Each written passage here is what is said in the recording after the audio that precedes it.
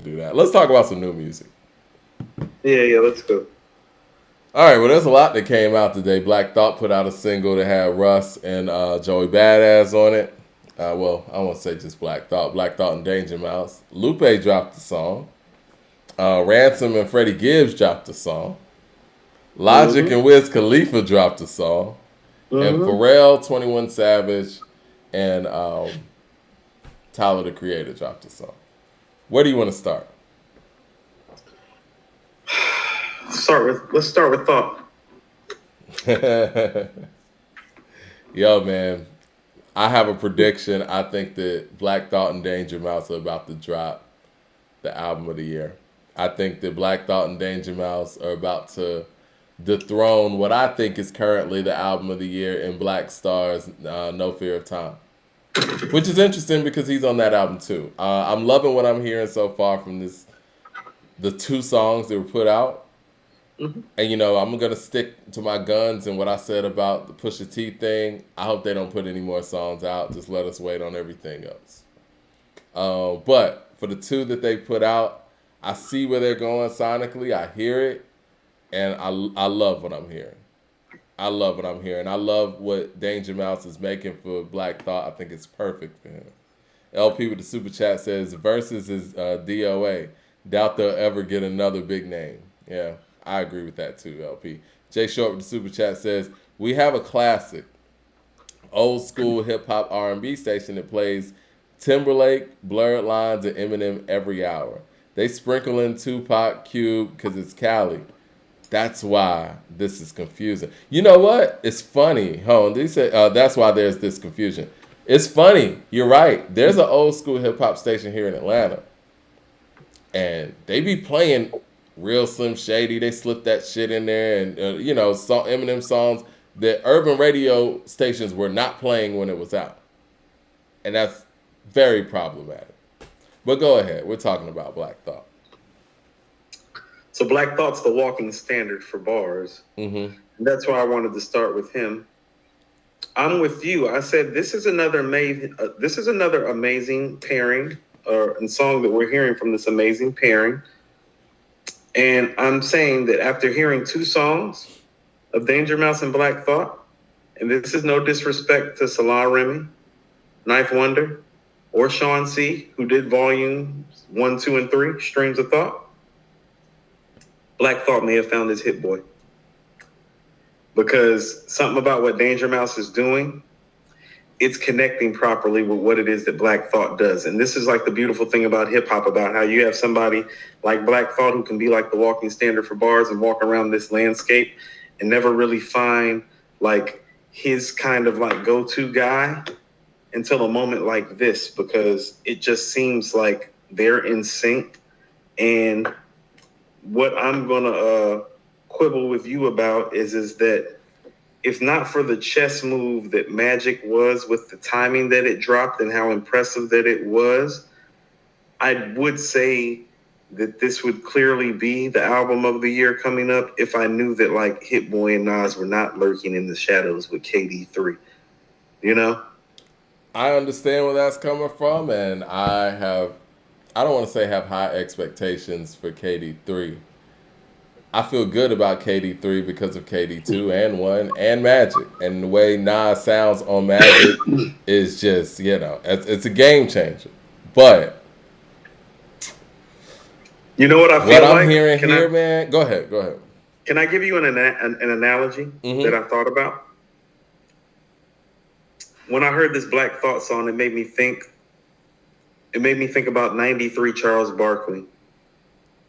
Michael Jordan and Charles Barkley came into the league around the same time, very much like, guess what? Black Thought and Nas came into the game around the same time. Now, much like Barkley, Black Thought has always been all-time great, and a lot of people have not noticed the numbers. Okay? Like, if you go back and look at Barkley's numbers, it's like, man, Barkley's numbers are better than... How about this? Barkley's numbers are better than Tim Duncan's numbers, Kevin Garnett numbers, Carmel, like all the great power forwards. His numbers are better than all of their numbers in his prime. Okay? For about a 6 to 8 year stretch, his numbers are better than all their numbers comprehensively, because he had a stretch where he was pretty much good for about 27, 15, and 5. We ain't seen nothing like that from no guy 6'4". But he had a 30-30 game too that none of them had. Yes. And so you could argue that much like, Barkley, he was always kind of like a top 5-ish type of player, though. Like, it's not like Barkley got shitted on. He made plenty of all the NBA teams, all-star teams, but it wasn't until 93 that he got his MVP award. You know what I mean? Mm-hmm. And this feels like Black Thought's MVP season. That's exactly what it feels like to me. It feels like that 93 MVP campaign. But something had happened the previous 2 years. You see, there was this guy that a lot of people thought was the greatest of all time, and he had already won twice before. And although Barkley won MVP that year, and although Barkley had home court advantage and his team had the better record, how did that year end? With that guy averaging 43 points a game in the finals. And I think that's how this year is going to end. But I do think at the end of the year, the last 2 albums standing are going to be KD3 and Black Thought and Danger Mouse's project that's about to drop unless Freddie Gibbs interrupt it. But very much like Barkley's 93 MVP season. 007 with the super chat says, I wish I could hear Black Thought and Pun again. They don't make classic album cuts like they used to. One time in hip-hop, you knew the hits, but you couldn't wait to get to school and argue with your friends about who was better. Yeah, and not to get back to that Busta Rhymes and Naughty thing, and, I think Busta Rhymes had some album cuts, but again, it was more for people who like that Bullyfoot rap. But I think Naughty misses those B-sides like that, to that degree. You know what I mean? Like, when you have those records where you do have, super lyrical, but you also got I'm Not a Player, you know what I'm saying? And, those are the balances that, we get in hip hop, which is a beautiful thing. LP with the super chat says, trust the MC more than the producer for the full project. Not sure Danger Mouse can carry the full album for now. Nas and Hit Boy have shown that they can do it. Somebody in the earlier chat was talking about Danger Mouse and the work that he did with Doom and the great work that he did with Karen O from Yeah Yeah Yeahs, and I love the Yeah Yeah Yeahs. I'm looking forward to their material too. The Nas Barkley thing, amazing stuff. I trust him. I don't know, man. There are sometimes I trust what I hear. I don't care about the resume. I care about when I hear somebody who is so epic as Black Thought, and he finds himself in a space with a producer where it seems like the greatness of his words become magnified behind that producer's soundscape.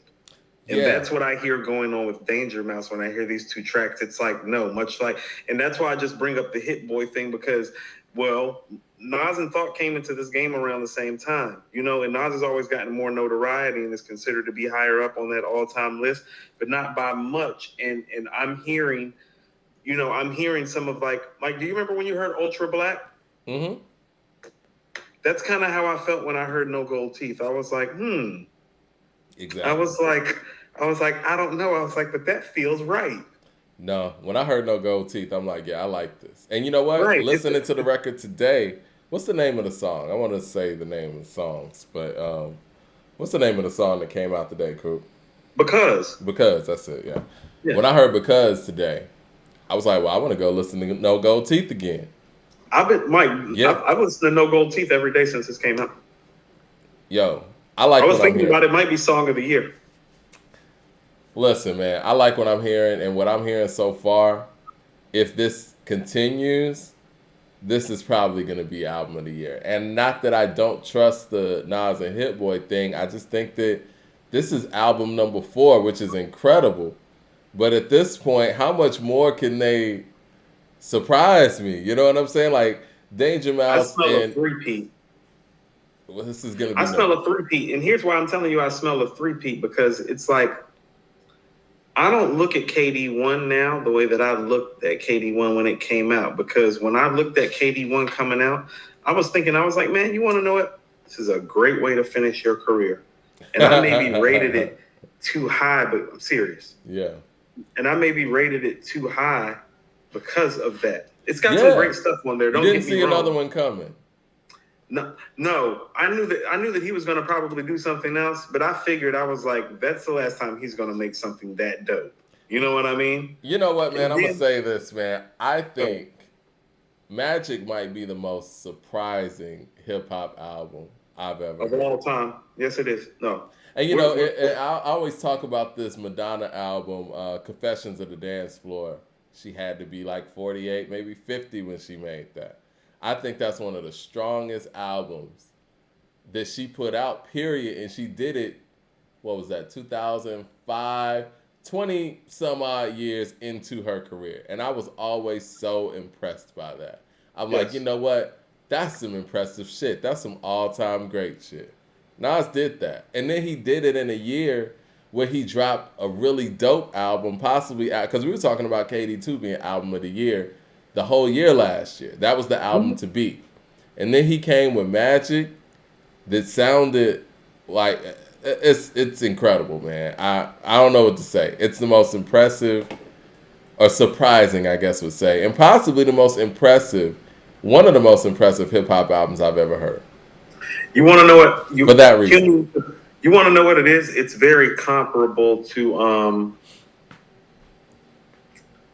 It's very comparable to kind of like what we're seeing LeBron do now at his age. It's like, hold on, like, you're not supposed to average 30 after you've been playing 20 NBA seasons. Like, your knees No. aren't supposed to allow you to score 30 points a game. What helps him in that way, and it's going to be impressive no matter what, right? I'm not one of those people to be like, oh, well, Kobe scored 81 on Toronto. But it does help in the fact that the game now is, very offensive heavy. And, niggas is scoring 140 points a game. And so, you know what I mean? But even with that being said, it's still impressive. He's played in 10 finals. Like, he's played in more games, like just the games because of the wear and tear, just from the running. No, I get you. No, it's impressive regardless. The man's been in the league since Get Rich or Die Trying came out. You look at those old LeBron pictures and, the phones that niggas had back then. There was no social media, and he's still here. You look at the people that he was in the McDonald's All-American game with. Those people are commentators. Kendrick Perkins. Luau Dang. Kendrick Perkins is an analyst now and has been for some years now. And he was coming out of high school too. You got Luau Dang, you know what I mean? Like guys like that have been long gone for the most part. I'm a Duke fan. I'm aware of Luau Dang. LP with the super chat says KD2 makes KD1 sound like a demo. It's crazy. I was super impressed. 007 says, careful, Coop. A lot of rappers' best album isn't better than Nas's 8th to 10th best. That's why he's the GOAT. Standalone, KD1 is a great album. It's borderline great when I go back and listen to it. It's got a lot of great stuff on there. It's got a lot of good stuff on there. It's like, how about this? Like, how great do you think All Bad by Anderson .Paak is? Because it's like a really dope record, but how great is it? Is it greatest Nas greatest hits? Because there's stuff on KD2 that is. And that's what I mean. Yeah, I was super impressed by KD2. And I'm with you. Like, no, I like KD1. Nobody's Store Run, Death Row East, those can go on Nas's greatest hits. That's what I'm saying. I don't see anything on KD1 that can really go on his greatest hits. I liked KD1, but I'm kind of like you. I listened to it with the ear of like, okay, 20 years in, this is a dope album. And collaborating with Hit Boy, this was something I didn't see coming, but this is dope. But KD2, I liked on a level where it was like, regardless of how long he's been in the game and regardless of what his legacy is, I'm like, this is a really dope album. This is a dope rap album. Yeah. Right. And with Magic, it was that plus some, where it was like, oh, no, this is impressive. I didn't think that rapper was still in there. Because I had already made my peace that rapper was no longer here. Like, y'all know how I feel about Ghostface. And y'all know how I feel about Supreme Clientele. I'm never going to hear that rapper again. And that's okay.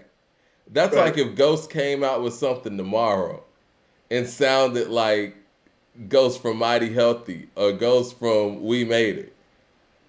I wouldn't know what to do. That's what Nas did with Magic. No, I told you. That's crazy. The guy from Take It in Blood. That's the guy from Take It in Blood on there. It's like the guy that wrote Take It in Blood is still alive. It's crazy, Oh. man. It's crazy, and you know, that's goat No, shit. okay. So That's people are naming shit. dope stuff off KD1, like Car 85. No, dope. 27 Summers, personal favorite. Spicy, the intro, like 10 points. No, all this stuff is dope. It's not, I mean, this is Nas, y'all. Like, Nas made Do-Rags. Nas made I Gave You Power. New York State of Mind. The World Is Yours. Life's a Bitch. It Ain't Hard to Tell. The Setup. Silent Murder. The Message. Yeah. Like when y'all are spitting these records out, do you hear the records I just spit out? That's some of the best rap shit ever. It's hard to make his greatest hits list. That's why he's the greatest MC of all time. That's why what he did on KD2 and Magic was so impressive, because he actually fooled us with KD1. He did. That was a warm up, and we didn't even know it was a warm up. He was shooting in the gym. Yeah. Jay Short says, if I'm Jay, I use KD1 as my blueprint, not KD2. Why did he say that? Damian Jones says Nas' second verse on the Cure, is still top 3 out of this run with Hit Boy. Possibly. No, I don't agree after Magic. That's not plausible. Yeah, there's Magic changes the game. Better than that. Magic changes the game slightly. This is where I'm at with it, Coop. I think that I predict that Black Thought and Danger Mouse are gonna have album of the year, because, man, if KD3 is that good to beat this, there's no way on earth Jay-Z's catching him, man. I mean, you know, and at this point, just based on what KD2 and what Magic was, I mean, it is what it is. The proof's in the pudding, but and I know that we talked about this last episode, that we don't have to match them with each other in that facet, but let's just keep it real. They're the 2 greatest MCs alive because of the work that they've continued to do and how relevant and how good they continue to be over courses of time. But what Nas just did with this KD2, and Magic run, I mean, there's some catching up to do. And if KD3 comes at this pace and at that level, man, the catching up, it gets to a point where it's very difficult. It's coming, because here's what happened. And this is what I meant about how Magic was such a chess move. Well, KD2 dropped like September of last year. Mm-hmm. Magic dropped Christmas Eve. And both of the albums were so quality and so epic, that gives him time to sit back and watch and formulate.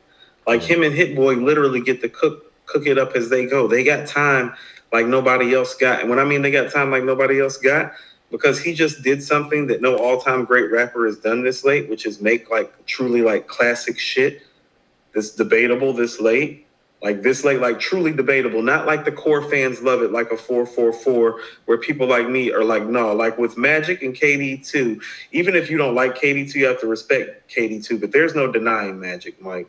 Like if you don't like Magic and you don't think Magic is great, I'm going to question your hip hop card a little bit. Magic was so different that the publications that normally trashed Nas, we didn't even know what to do. They refused to even rate it. They didn't know what to do. I never saw anything like it. They didn't want no smoke. They tried to act like it didn't even come out. Fire. We don't want no smoke. They tried to act like it never came out. They tried to act like it never happened, because it was better for them to do that. Because here was the thing. There wasn't even any rhetoric on there for them to go off of to try to juxtapose some of those comments that they make about him.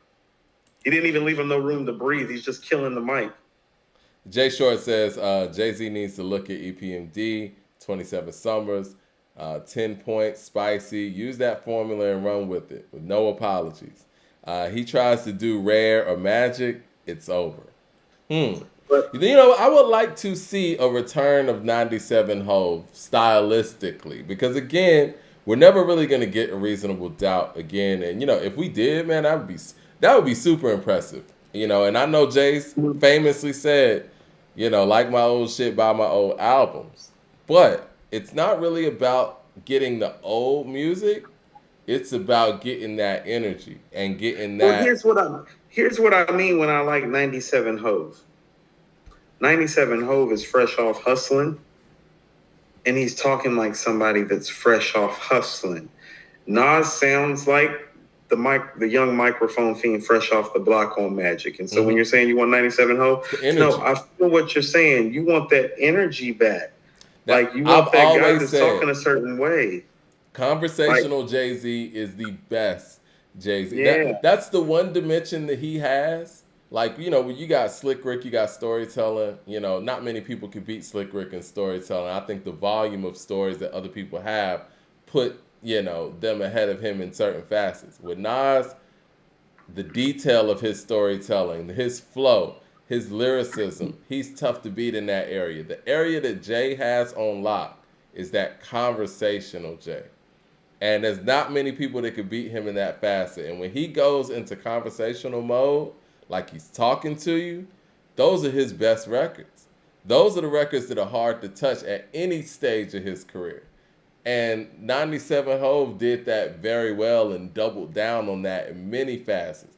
Had personality with it. When you talk about 1,000,001, when you talk about Imaginary Player, like, these are conversational records. And this is what I mean. Even to 97 Hove, his verbiage and his wordplay was different than Mike. Like on Where I'm From, I love Where I'm From because of his wordplay. It's the word that he's using to contextualize the situation. I'm from a place where the church is the flakiest, and niggas been praying to God so long that they atheists, where you can't put your vest away and say you'll wear it tomorrow, because the day after they'll be saying, damn, I was just with them yesterday. I'm about a block away from hell. I want that guy. He's not talking about hustling right there now, is he? No. That's what I'm talking about. I want 97 Hove. I want the guy with the hustle in him. You don't got to talk about hustling and selling drugs to talk about the hustle, to talk about the struggle. He is elocuting the struggle so beautifully on Where I'm From. We're really not talking about the hustle that much. He's really talking about, like, hold on, what'd he say? I'm from the other side where other guys wouldn't walk too much and girls from the projects wouldn't fuck us, so we talk too much. Like, he's talking about the shit that's going on. Yeah. 1,000,001 is brilliant. Price sweater new. Your word was everything. So everything you said you do, you did it. Couldn't talk about it if you ain't live it. That's that conversational Jay. That's the guy. Yeah. That guy, it's hard to fuck with that guy. That guy is a problem. Like, yeah, that guy's man. A problem. Yeah. He's a whole problem for everybody who ever lived. He's a problem to anybody who ever picked up the microphone when he's in that zone. No questions about it. A lot of speculations on the monies I've made. Honeys I've slayed. How is he for real? Is this nigga really paid? Hustlers I've met or dealt with direct. Is it true he stayed in beef and slept with a tech? What's the position you hold? Can you really match a triple platinum artist buck by buck on your single going gold? Rockefeller shit fold. Nigga left out in the cold. Is it back to charging motherfuckers 11 for the millionth time asking me questions like Wendy Williams harassing me and get upset when I catch feelings. Can I get a minute to breathe? And then that minute you leave? Man, come on, man. No. This is what I mean about how slick he is back then. When he goes, while I'm looking at my robe, ice spinning on my sleeve. Nice watch. And then he switches. Do you really have a spot? Like you said in front of foe, and if so, what block? That's how conversational he is. He can switch the conversation in the middle of his flow and go back to the middle of the conversation. He's great. I even like the remix where he's like 98 Primo remix, and ain't nothing different. I don't know what the hell niggas been sniffing. Jigga's still dipping. Chrome's on the whips in. 4 weeks out the week, find me in the kitchen. Still in the game, nigga, hook like glue. Poppy gave me 1 pie, but he cooked like 2. I'm a crook like you. Cats around my way is buying brand new whips and shit. What can I do? Knowing I'm supposed to style. I'm the hustler's poster child. Rock lizards and crocodile. Live ironic and whatnot. Jeez, with all that ice on the face of a watch just to make it hot. Now you see me on the staging. Rocks in the air looking like blue lasers. Never fool gazers. That was so dope too. Never fool gazy. Never fool gazers. Because the light ice and the lights are crazy.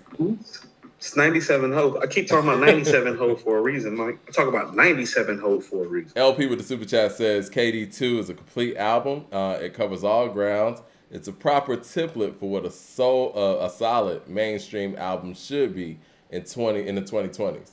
Cole needs a KD2. That's interesting. And the fact that we're talking about Cole needs a KD2. Anything classic, okay? Cole needs anything classic. Cole don't need no KD2.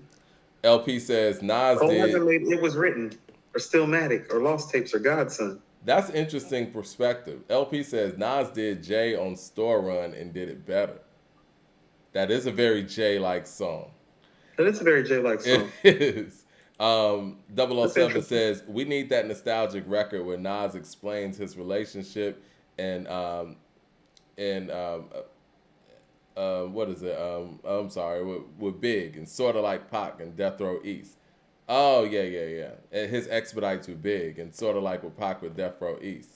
That Oh, story will be epic. I mean, he's kind of glossed over it, like Last Real he's Nigga touched on Alive. he's touched on the Biggie stuff before. I mean, there's a lot of things. I mean, he promised us a KRS-One song on Streets Disciple. Mm-hmm. I don't love the idea. Like when I say Death Row East is important to his catalog, like how many stories has he told that you can dance to? Matter of fact, how many You times has he love made a Death Row record? East. How many times has he made a record where he's singing the hook that you can dance to, and the hip hop heads can actually say that's on some rap shit too? When I has was he listening ever to done Death that? Row East the other day, thinking like, this is Coop shit right here. When has he ever done that though? You can dance to it. It's a story. He's fire on the hook. You're bobbing your head to. I'm like, when has he ever done this? Well, I think that's the epitome of him and Hit Boy's That's the record. collaborative chemistry. That's the Hit Boy effect is all over Death Row East. I'm like, that's where and they're saying that's how KD2 starts. That's how you know that KD1 is just some warm up shit. It's like that's how y'all started KD2. It's like, yeah,